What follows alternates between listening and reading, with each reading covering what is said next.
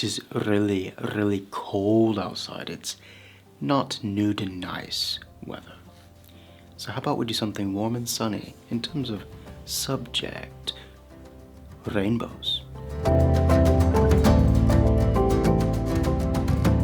This is Ben Llewellyn, and today we're looking at what rainbows are in different languages, but more than that, their meanings. Because learning a language is not just putting things into a box. For instance, in Welsh, the verb most often comes first.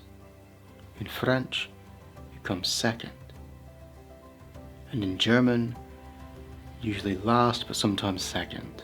In addition to that, words themselves have different meanings that have accrued over ages, and how people think about different things have shaped it. And rainbows are one of those things where they've been around a long time.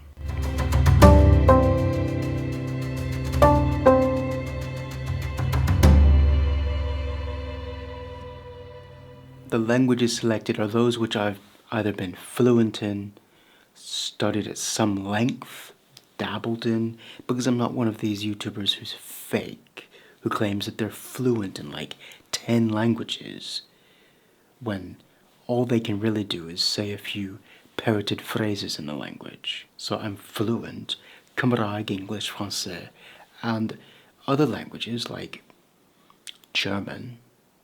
If someone speaks, I can kind of get what's going on, but I'm not pretending that I can speak it, or Dutch. Romanian, I know a few phrases. Hungarian, I know how it works. Hebrew, I know the shapes of the sentences, the alphabet, the grammar, more or less. So that's where we are. And then we'll have some worthy mentions from other languages. Let's get started.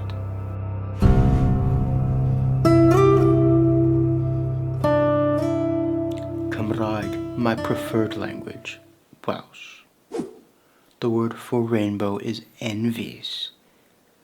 And this is in fact the only one on this list we don't really have any idea of where it comes from. We think that the ending vis means finger. The initial part n could be from an or un. We're not sure.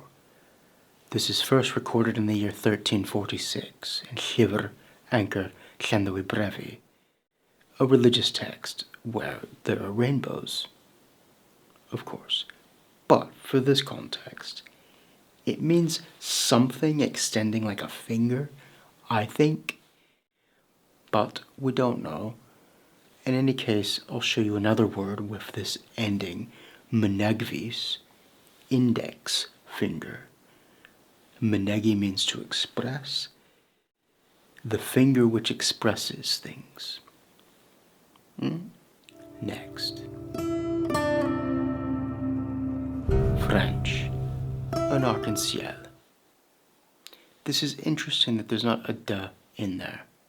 So this is quite an older construction, I think. An arch in the sky.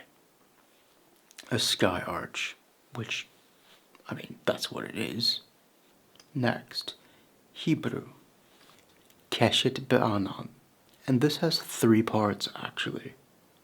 Keshet, cognate with Akkadian, Kashdum, meaning bow, Ba meaning in, at, or with, that's a preposition in Hebrew, and Anan, cognate with Arabic, Anana, meaning a cloud. So, bow in a cloud. Bow with a cloud, or cloud bow. I've looked at several Germanic languages in my time, so let's compare these together. Look at this. Rainbow in English, of course. But you can see clearly that the Germanic languages generally, I've not included all the Germanic languages, but generally, they have the same text. A rainbow. Regenboog. Rainbow. Regenboog, Regenbogen. Don't quote my pronunciation on those Germanic languages. I've not lived in Germany or Scandinavia. Okay? Romanian. Curcubeu. This is from Latin, circus bibit, literally a ring that drinks. From bibere, to drink, Latin. A ring that drinks, Romanian. I like that, it's very unique. The next one, however, is on another level of uniqueness. Hungarian. Hungarian for rainbow. Shivarvanya. Shivarvanya. From shivar, a hollow tube glass tool used to draw wine up from a barrel. From shiv, to suck, and the suffix ar, forming a noun to do with a place, and then another noun-forming suffix, vany, forming objects.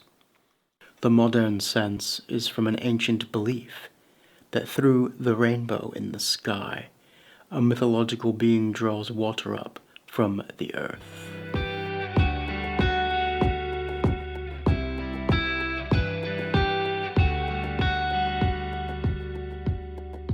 Third place, Turkish.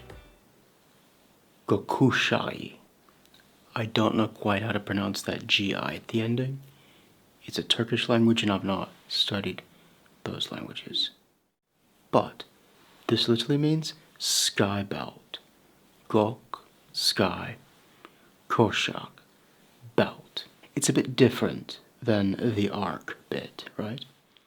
A different way of thinking about it, that you're girding the belt of the sky.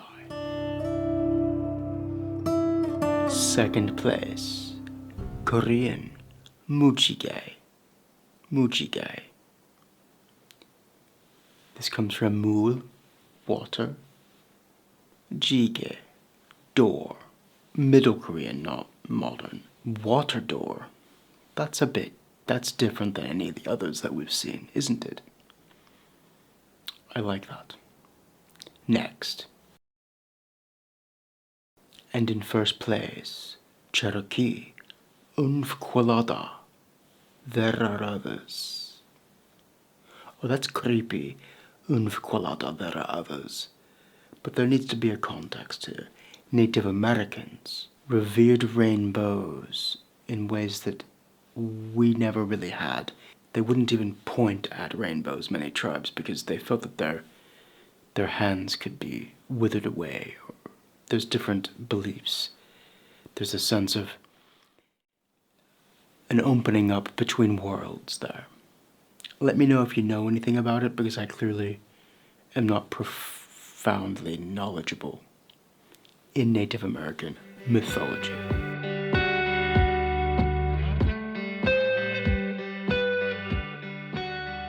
The reason I'm mentioning all of these rainbow words is because there's context. When you learn a language, there's cultural context that builds upon itself. And it's not just putting words into boxes, finding the right order. It's opening up a box and seeing a new order to things. Thank you very much for watching, and a special thanks to my Patreons on the screen now.